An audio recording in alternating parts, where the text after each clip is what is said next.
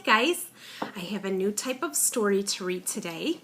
Today I'm going to be reading a nonfiction book, so it's an informational text.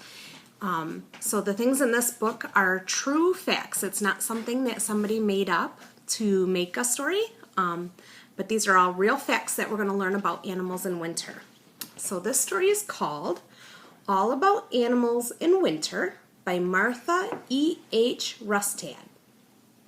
And the other thing that you're going to notice about nonfiction books is the illustrations. So at school we talked a lot about illustrations in books and about how they can be all different. Maybe some illustrations, the illustrator drew the pictures, or they made them on a computer, or maybe they used art materials like tissue paper. But in nonfiction books, they use real photographs. So we're going to see real pictures of animals in winter. And this is the title page, All About Animals in Winter. Finding food. What do animals do in winter? Birds visit a feeder. They eat seeds. Feathers puff to stay warm. So birds use their feathers to help stay warm in the winter time. An owl hunts mice. It swallows them whole.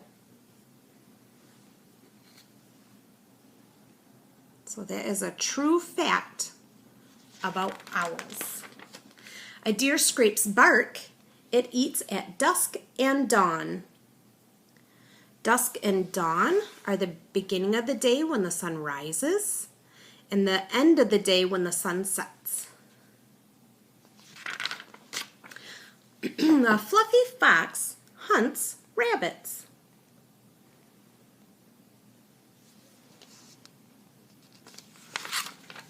A squirrel stays in its nest. It eats food it saved.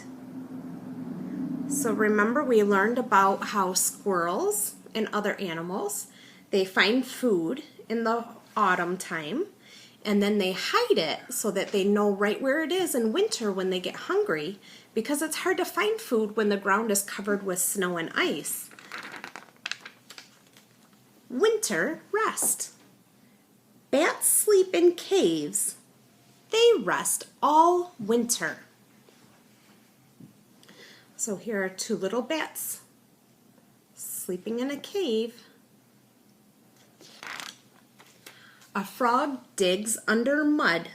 A frozen frog wakes in the spring. This label says a wood frog in spring. Bears sleep in dens. A bear's heart beats slowly.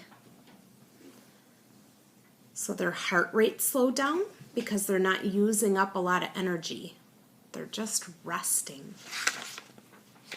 A bug hides under bark. It crawls out in spring. What do you do in winter? So in the winter time, do you sleep all winter or hide under the tree bark or down deep in the mud? No. At the end of our nonfiction book is a glossary. And these are all words that we might have learned while reading this book. Just like how at school we have vocab words, these are the vocab words in the book, and then it gives their definition.